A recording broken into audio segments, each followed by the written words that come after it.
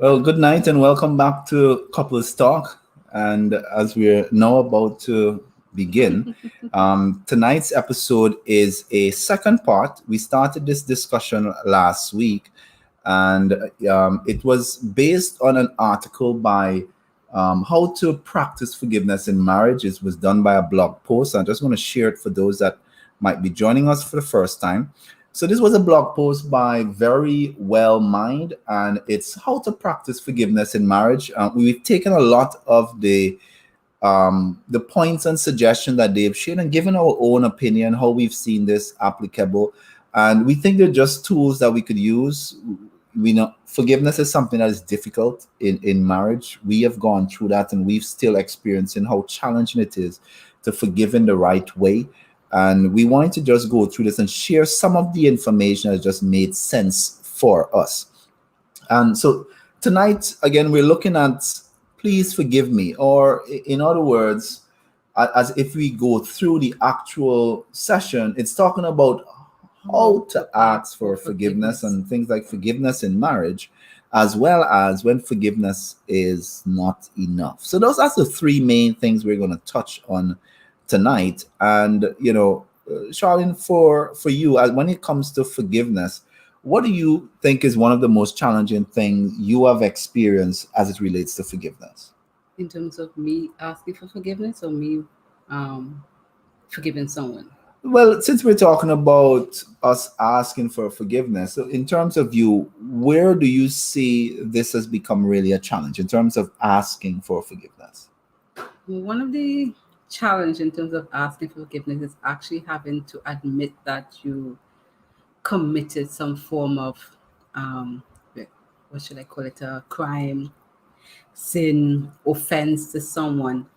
And many times you have to dig deep and say to yourself, I really have to put myself and make myself vulnerable in terms of saying I did this wrong, because many times we don't like to accept that we do something wrong, because we can't deal with the issues of having to bare our soul to someone, hoping that they will forgive us. And when you expose yourself like that, the next challenge is wondering, will they forgive me? Because many times we're so afraid of what will be the consequence of admitting to that particular offense. So I think for me, that's one of the challenges in terms of asking for forgiveness, is actually revealing the sin or the offense yourself. Yeah, and in terms of asking for forgiveness, it's to the point that it means you're admitting in some respect that I've done something. Mm-hmm. And in most relationship, there are normally both parties have created in some sense. A lot of times it's more than one person's contributing, and it's enough reason for you to justify maybe why not to go down this road to ask for forgiveness. So getting to that point, and we want to really dive into this even deeper tonight, and the fact that asking for forgiveness is not just about the other person. And we want to really unpack that, why asking for forgiveness is more than just something you're doing for somebody else. A lot of times you're really doing this for yourself. All right. So one of the first things we wanted to touch base and just start out with is that everyone needs to forgive and to be forgiven. And especially in the context of marriage, it happens both ways. As much as you want to be forgiven, we also have a desire, and we also should have a desire to forgive in the same way. Right? So we want to look at how to ask for forgiveness. So Charlie, you could start us out in terms of, and we're going to go through some suggestions here. They're not all in particular order. It doesn't mean that you are going to do one and not so it's really for you to use those that make sense for you, and then go from there. So the first one, show contrition and remorse for the sin that you have caused, which is what I just highlighted. The fact is that you have to be able to bear yourself to that person you have offended. Okay, what's a typical offense? You lied about the money that you empty out of the bank account and claim that the bank swindled you. And now you have to actually admit to your partner that you might have some money issues. You might be gambling, you might just have bad spending habits. But for you admitting this means you're going to create some more problem.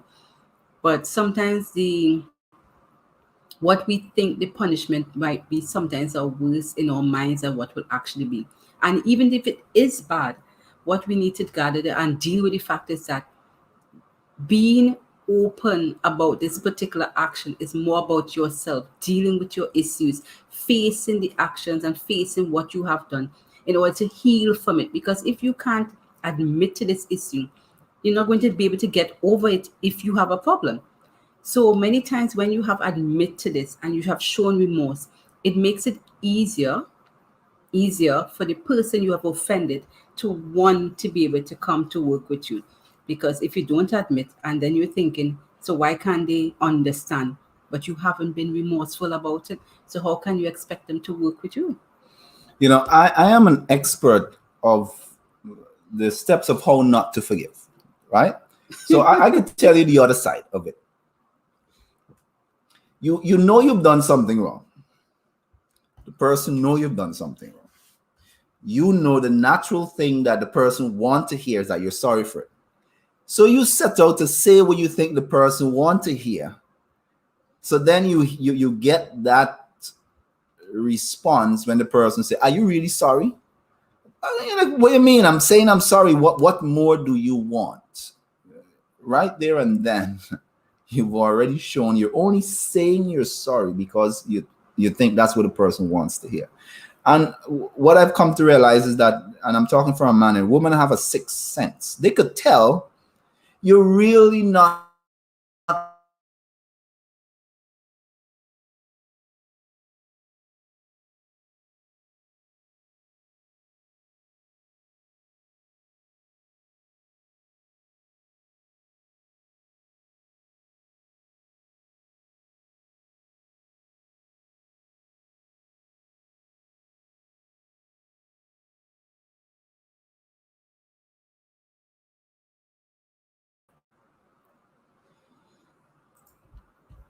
second point.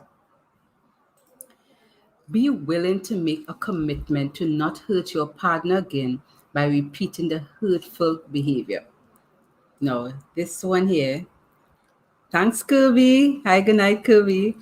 Yes, so what we need to remember is that if you're truly sorry for something, we expect that if the person apologizes or if you apologize, it's because it means you're not planning to do it again.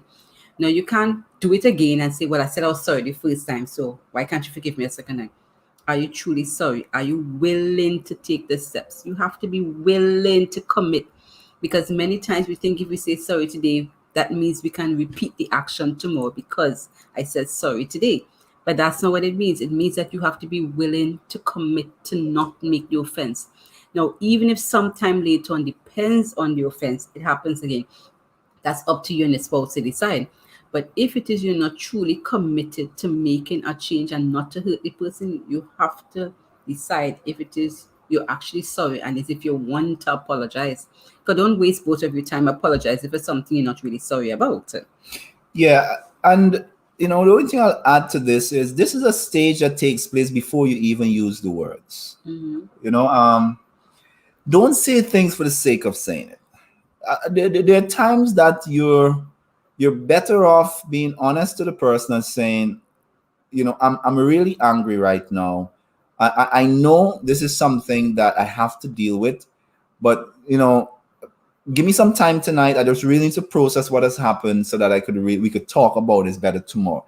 It's kind of better you to say that than give a half-hearted apology. If you're not at a stage where you can apologize, then try to get in the mindset, because what you say has implications, especially if you've started the process and say, yes, I'm sorry. And almost in a split moment, you're going back on that. You're now making things even worse.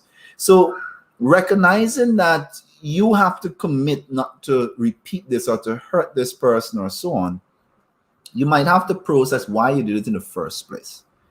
And recognizing that allows you to, by the time you're looking to move to say you're sorry, you've actually started the work. Because a lot of times the work starts with us. Mm-hmm. A lot of times we somehow look to the other person to fix the issue.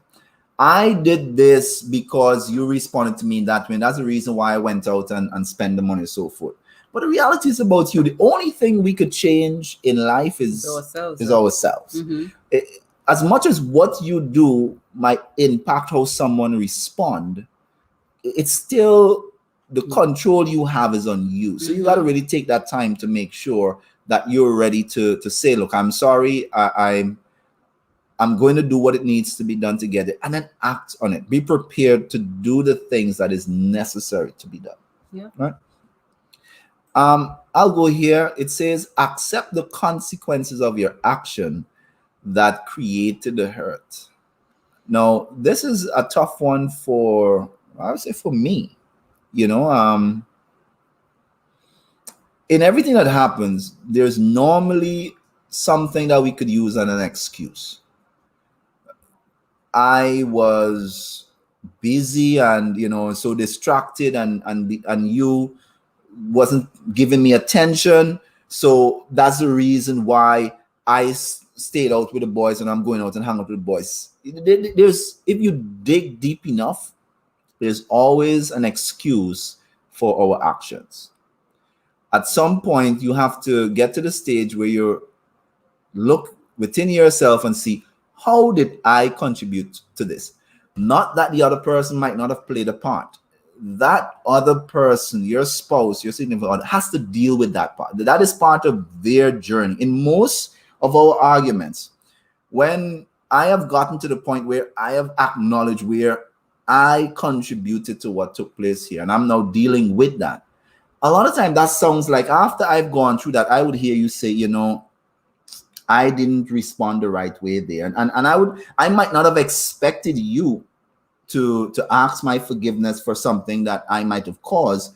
But we found later on, after you've recognized that I've genuinely taken the consequence, or accepting the consequence of where I played that part, I've seen you in retrospect come back and say, hey, I actually was wrong here. And that actually makes me feel good to recognize that, hey, you're still even taking responsibility for something that might mean you're less a part of it, but it actually plays a part when you're actually able to accept that I played a part in what took place. Yeah, because many times that, as I mentioned before, we are afraid of what the consequences would be for action. So we don't want to apologize. We don't want to acknowledge. We don't want to be willing to commit to make that change, because all we're studying is what would be the consequences. But if that's the only focus that they have, then you're not truly remorseful. And if you really want the marriage to progress, you have to be willing to be remorseful. And unfortunately, yes, because you have to be willing to deal with the consequences. What may actually happen depends on the situation. The consequences might not be worse because you were remorseful, because you were willing to commit to make a change. And your spouse might say, maybe I don't need to respond so harshly to what has happened and forgive you because you're willing to change. And then you might not have gotten a harder blow because you were willing to make a change. So do it because you want to be a better person.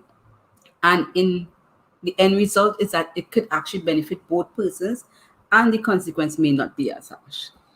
Yeah, I mean, well, that depends on the situation. Some consequences is outside of both parties, and you can. Should we bring up the example that we were talking about, like the HRV? Yeah, sure. I mean, that's so one of the examples that we highlighted is that, say one partner cheated. Unfortunately, they brought home sexually transmitted infection disease, as it's referred to, and give the other partner. Now, so happen the partner may be aware that they got this disease, but they decide based on spiritual beliefs, moral beliefs, whichever one works for them, that they will forgive their partner because of this. But note, there is a consequence for their action. This unfortunately has affected both parties, where they're both stuck with an STI. So now they have to deal with that consequence. Both is affected. So outside of the forgiveness aspect, this consequence is way beyond that. They can't stop it. So now they'll have to deal with treatment, deal with progress, deal with how they're going to deal with counseling, because you have to deal with counseling because it's emotional trauma. And then you might have days where one of the partners, if it's a woman, is on the receiving end, where she might hit some cases of depression because they might have some issues. Maybe the sickness affected her worse today, and then she gets upset and say, if you didn't cheat, this wouldn't have happened. And then the man will say, but I thought you forgave me. Yes, I forgave you, but now I'm in pain. And now I'm reminded of this pain, but it doesn't mean I didn't forgive you. So sometimes these are the consequences you'll have to that's outside of the scope of control because it's bigger than you. So you have to deal with it. The others are a little better to deal with, but those are some of these situations. That's up to you to decide how it is you're going to deal with the situation. And in terms of consequence, work through it together. Let it go through. Let God guide you in that process and see where it goes. You know, I know we probably might be belaboring this point, but one of the things that you said there that reminds me of situations we've had in the past. I've been someone that sometimes would spend and things like that. And you've recognized, man, I think I might have overspent here, but let me see if I could fix this before I come to you and tell you that I'm having a problem. What I've seen is that if I had come and let you know early on about this situation, I found when we put our heads together and look to solve problems together, a lot of times we come out ahead.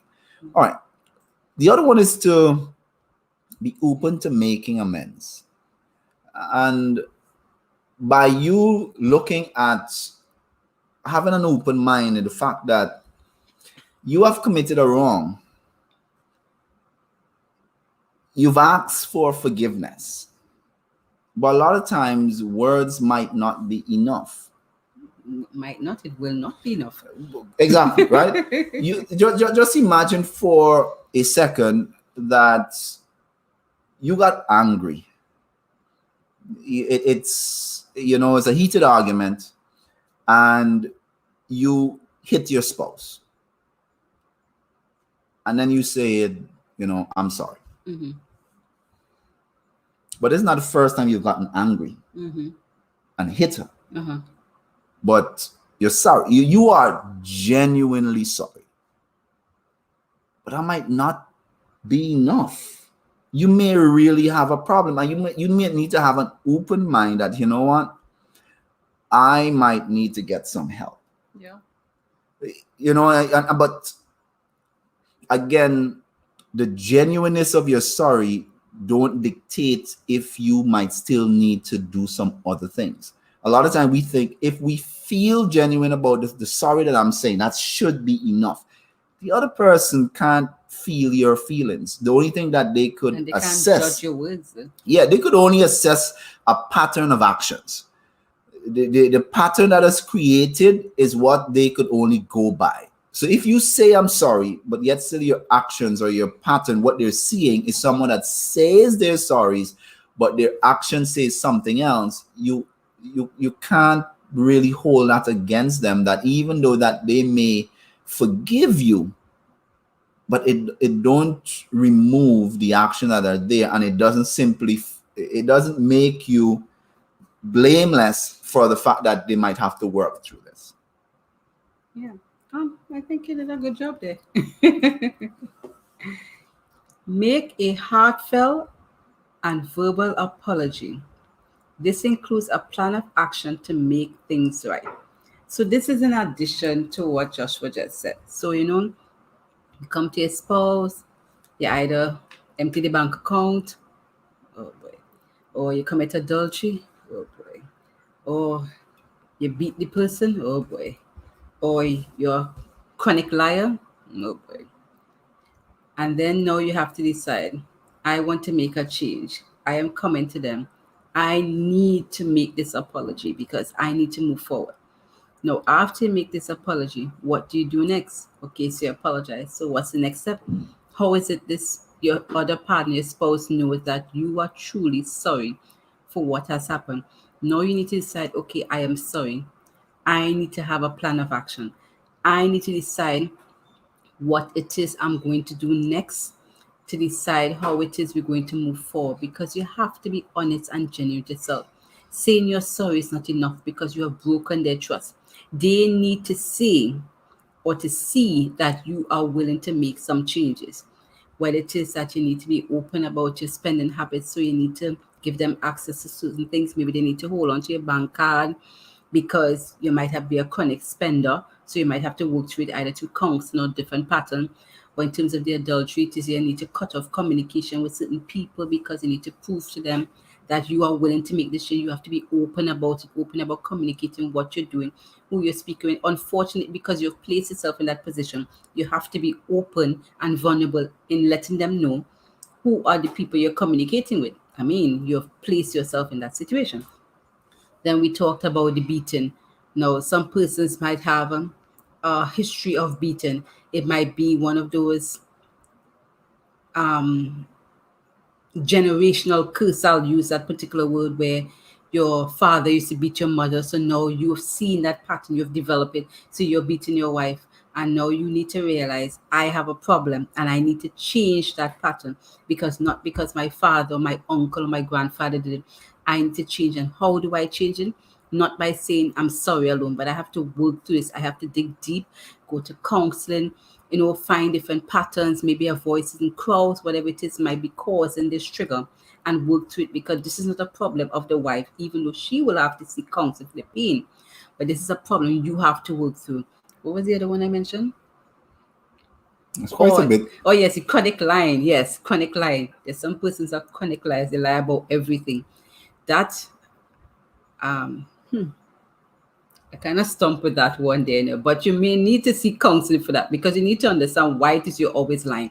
It might be a history from maybe childhood, the home environment, the social environment, community environment might be causing that particular behavior. Maybe it is you've been punished for certain things, so you develop a pattern of lying to cover your faults and those different things. So those are different things you have to work through, but everything you need to understand is not just about words, it's about action. Because even the Bible talks about that when you making a change in terms of apology, you actually have to be committed to make a change that people can see. If they can't see you committed to a change, then you're wasting both persons' time.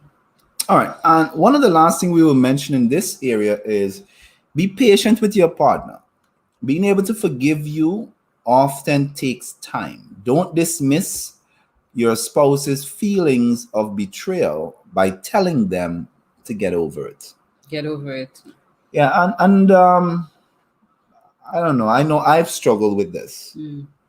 You've done something wrong and you are generally working through it in terms of, so you're doing the actions and so on, but somehow you just think the person's supposed to just get over it.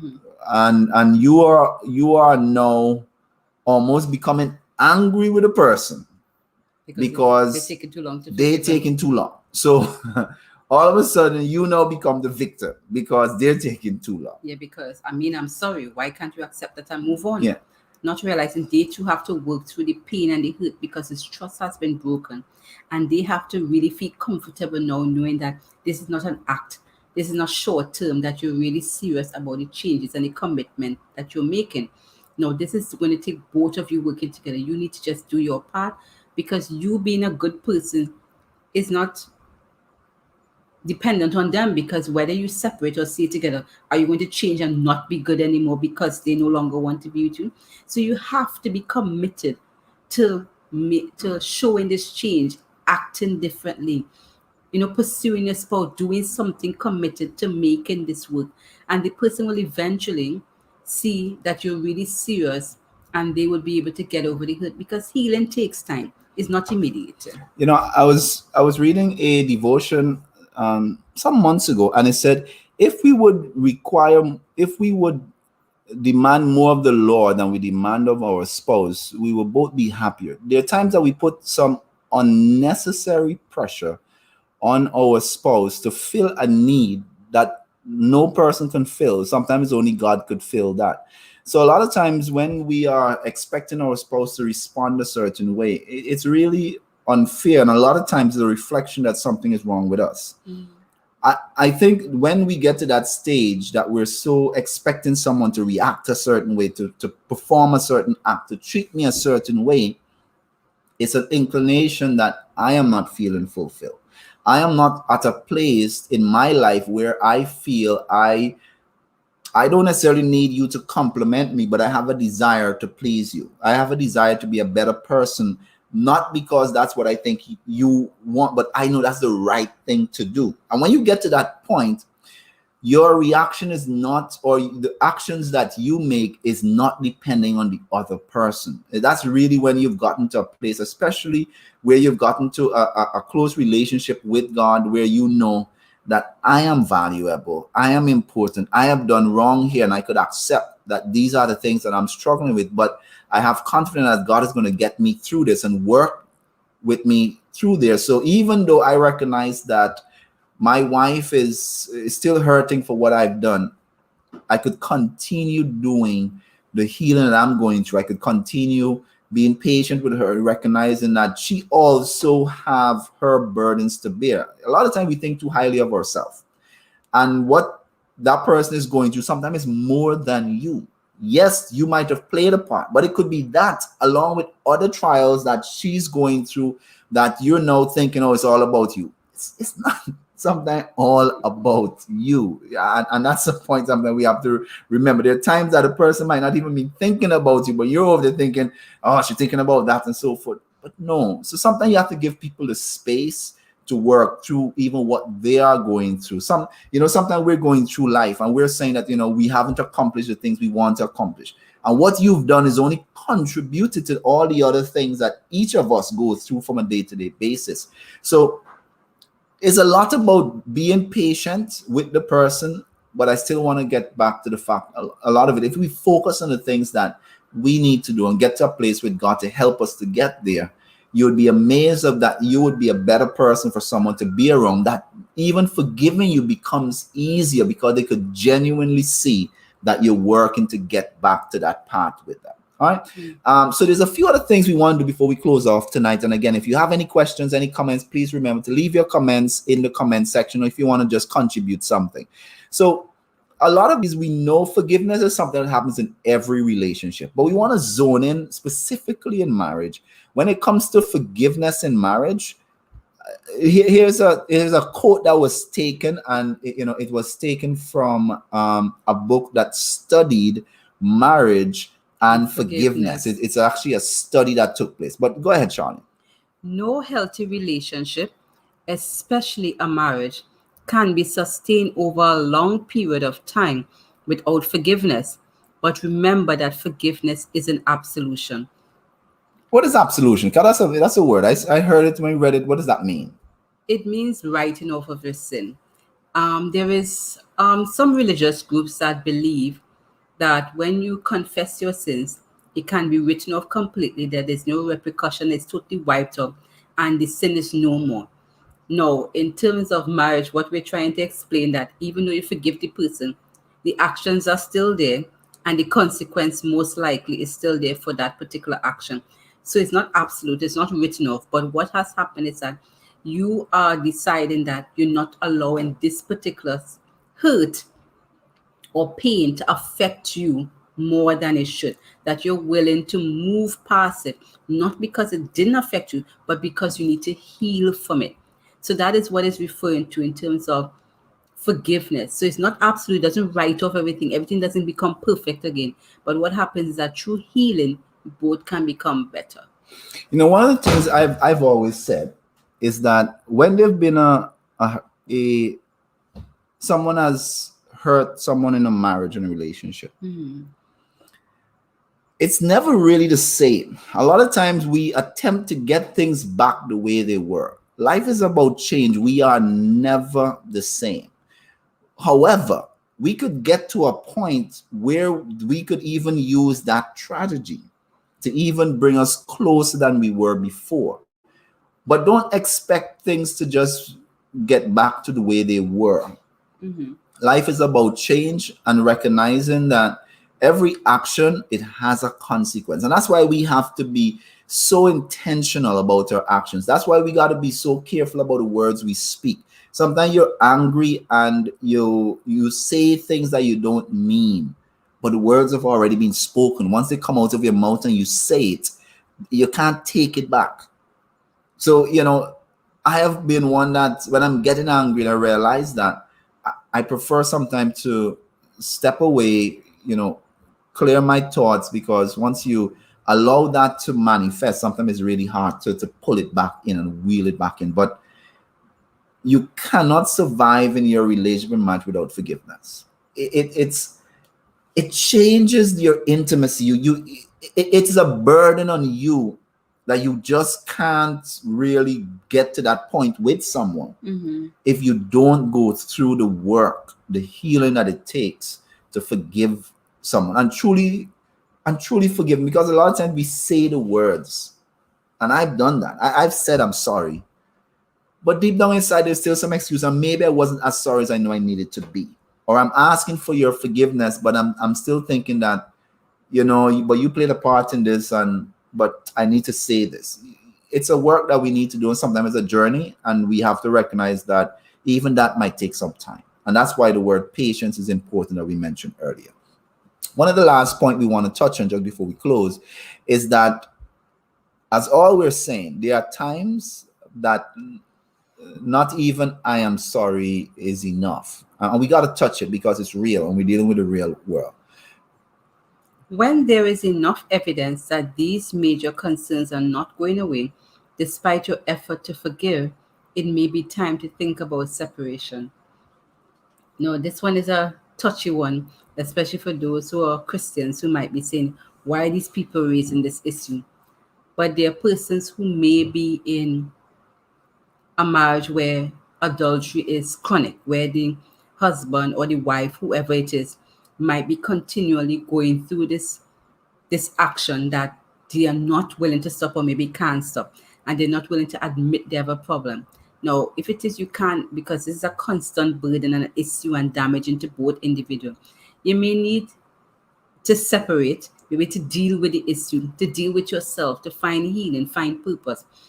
In terms of your spouse might be an alcoholic or a drug user and or abuser in terms of physically beating you. And for safety, you might need to separate, because the unrealistic thing we like to tell a person, you're being beaten by your spouse, but God says to stay married. I don't think God wants you to stay and die.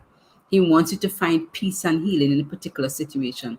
Sometimes being apart will help you find peace, get counseling, find healing, and hopefully the person can see that maybe they need to work on that particular issue and find some professional help, whether it is one of those rehab centers, counseling, but they need to get help, because sometimes just saying sorry doesn't help your situation, because you need more help in terms of dealing with the action rather than just saying you're sorry.